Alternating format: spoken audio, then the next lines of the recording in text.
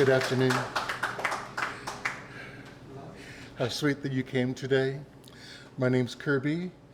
We're here at Capital Espresso, Knifeforkbook WEST. I want to thank Alex for having us here. I want to thank Torben for running tech today and being my side person. But mostly I want to thank you for coming, and also I want to thank the two extraordinary poets that we're celebrating today with the release of their beautiful new work, James Lindsay, The Lake, and Mark Truscott, Rain. You know, people have been asking me how I am, and it's not an easy question to answer because I'm weepy a lot. So I'm just going to allow for that, and also to say how grateful I am that we're still here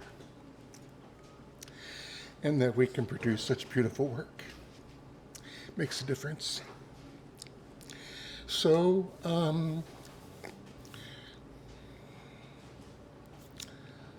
without further ado, I want to introduce James Lindsay. By the way, I know that both poets know my affection and my love of their work for the many years now. So to have both of these come across my desk and have the privilege of putting these out has meant a lot. I also want to take one moment and thank Ralph Kaleve, who makes everything look really, really, really, really good.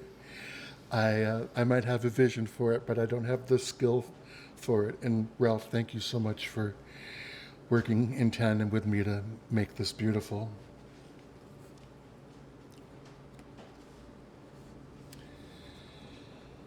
Mark Truscott's third book, Branches, was awarded the inaugural Nelson Ball Prize, and more information is available at marktruscott.ca.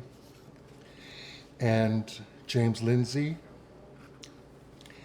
is the author of the poetry collections Our Inland Sea and Double Self-Portrait, and the chapbooks Exfracious, and Labor Day. He lives in Toronto, where he works in publishing, clearly Coach House. Would you please welcome James Lindsay?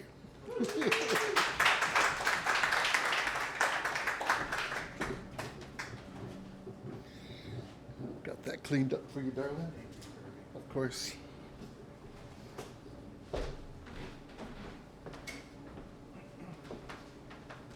Thank you so much, everybody. This is a very difficult time for a lot of reasons, so the fact everyone's able to put some time aside to come here means a lot.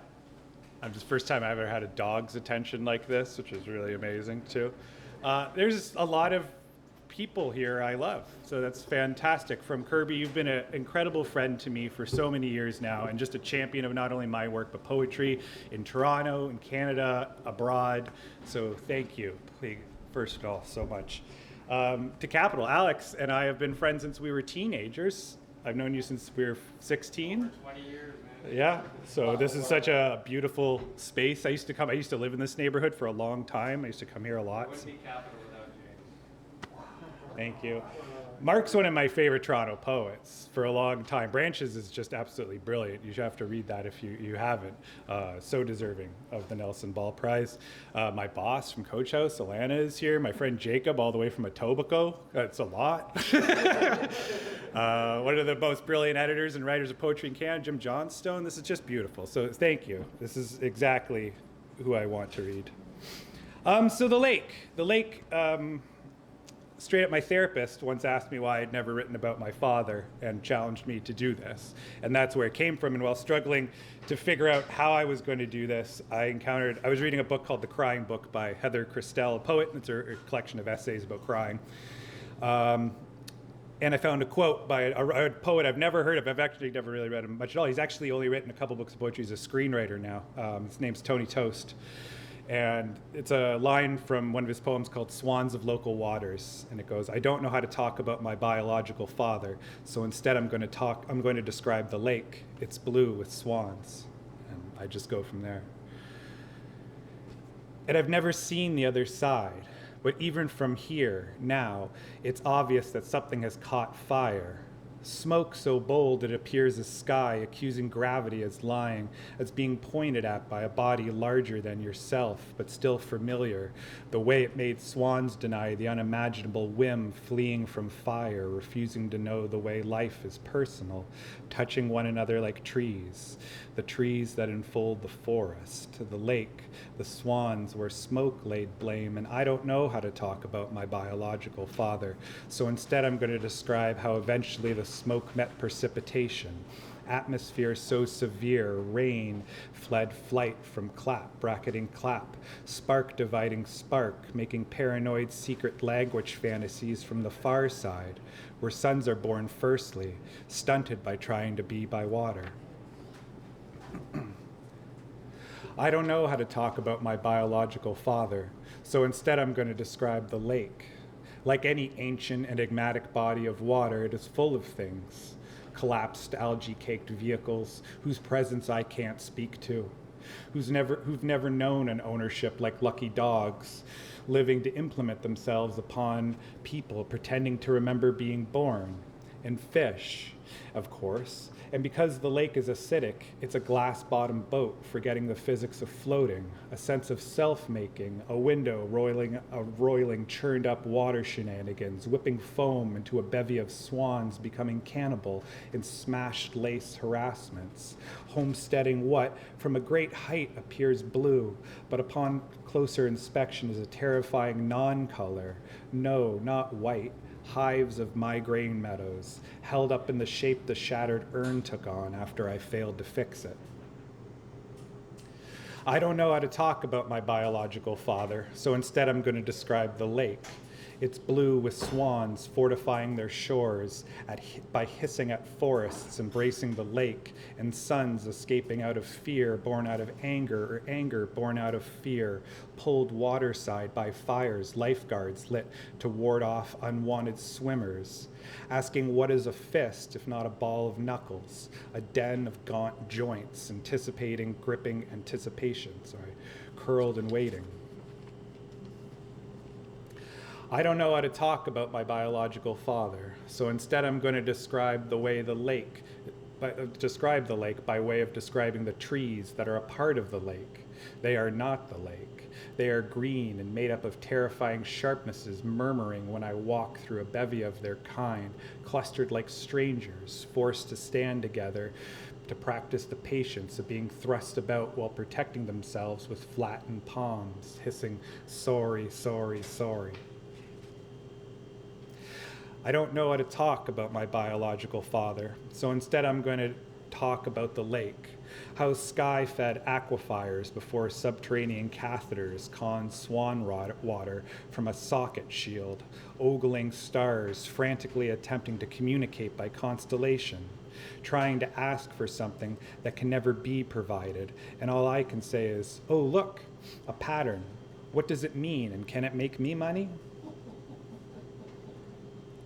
There's not a lot of funny moments in it. So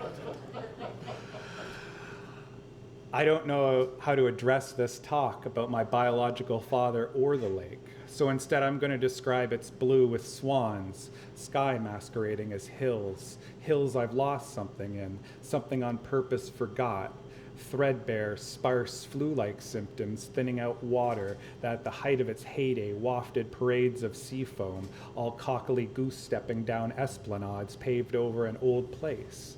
At least it feels old, not new and familiar and chronic and playful, and hidden under collapses on the bottom of what I am unable to talk about. I don't know how to address this talk about my biological father or the lake, so instead I'm going to use a placeholder title. The blue is cold and the swans are vicious. though it irritates me and lacks pizzazz snazzy birds hiss at with their toothy tongues I'd rather not think about. So instead I turn in disgust to describe the distance between shores, which feels significant and difficult to articulate. I suppose that's why no one's ever spoken to me about the weird way piercing light prods the blue, whose temperature I've never set foot in, but I can tell, even standing back here, it is low and whispered. I don't know how to keep pretending I know how to talk about the lake, its swans on the blue signifying what? The noble viciousness of fatherhood or something like that.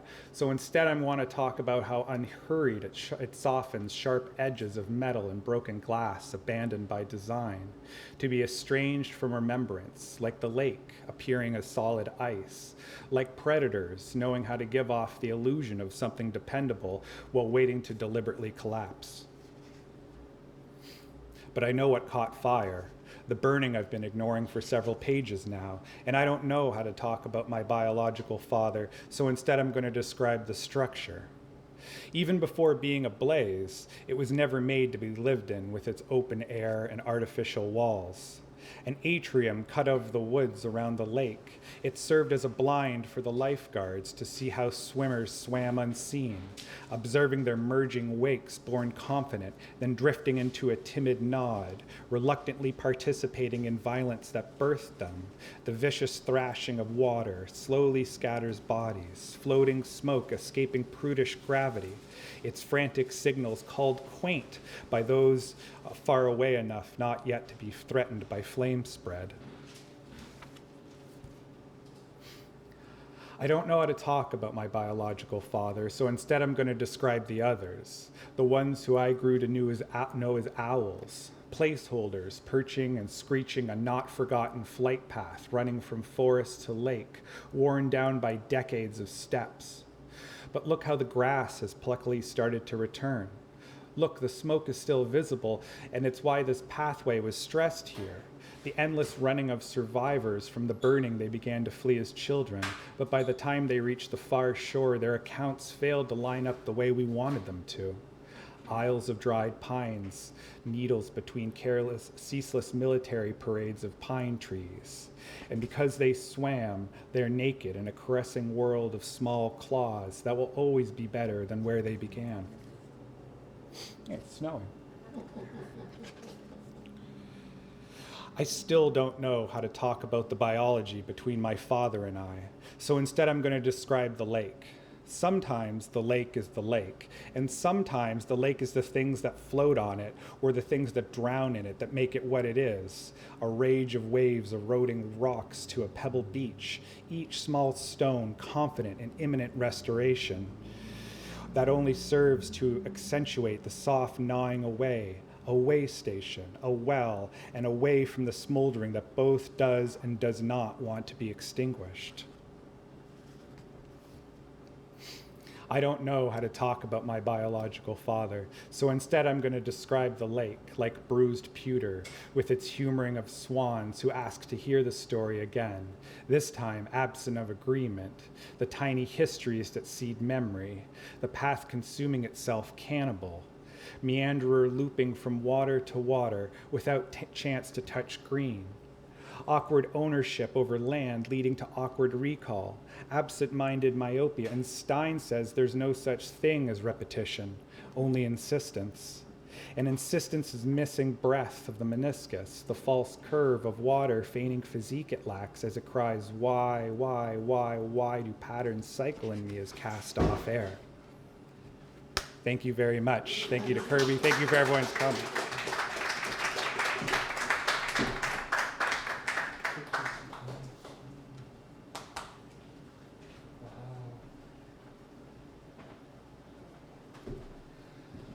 I'm doing this much of tech today. Wonderful. By the way, both the pamphlet and chapbook are on sale today, just so you know. Mark, would you join me in welcoming Mark Truscott? Come on up. I'll help you out. You're good. That's good. Thank you. Of course. Thank you. I think that's, let me know if that's a good height. Okay.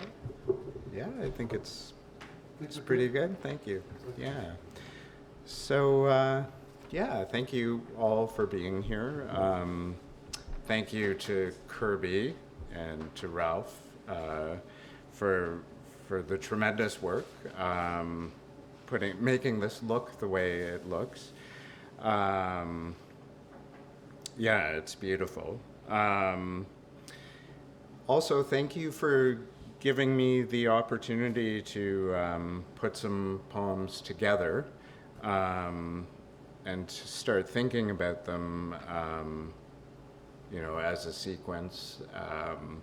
I'm trying some new things, and I've really been focusing just on individual poems. But this is giving me a way into thinking of putting them together into something a bit larger.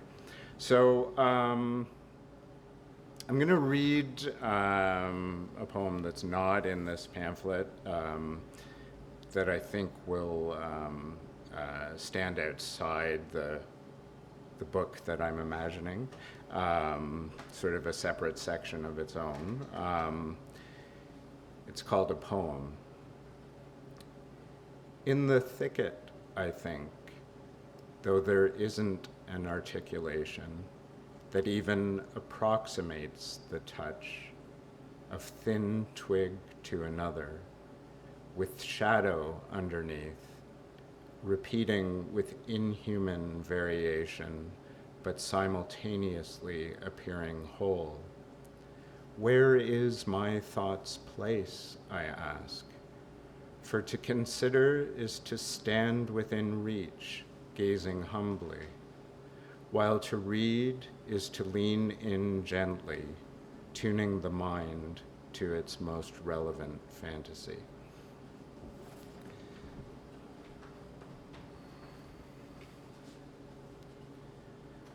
So now into rain. Leaves. If a pattern settles into freshly relevant contours, think breeze perhaps, though the world may be opening there too, by way of changes shaped solely within. And where are you?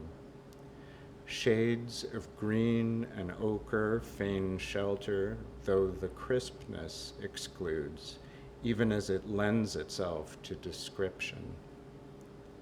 One sees that each question attuned is still somehow ill-timed, its stillness an oily residue of the impulse to capture. A thought flashes, fixes, however briefly in mind, or its transfer, a body, leafing the known and unknown, unencumbered, right in front of you.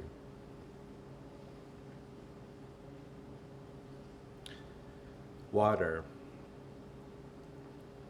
Faced with an array of features, rocks, stubble, reed stalks, water, my eye, breath, brow ridge, fingertips have yet to find the coincidence of a press to speech. The gaps are diffuse, unplotted, and if pointillism challenged line, this light must bend on the cusp of having been liquid, of new tenses, as it plays forlorn across a ripple. Breathe, because if we stay still a little longer, the light might briefly offer a dream of escape from witness and of the failure of plans. And finally, rain. The chaos of rain is the desperation of a crowd hemmed in. We can watch it through the window. I've seen it on the front page. A drop on the eye will give rise to a panic that subsides the instant we remember time and space have been hollowed out for our shelter. An image settled will do this. For now, though, the moment is still music, and the world is meaningfully peopled, and the tin beat ringing continues for a time. And that's it. Thanks.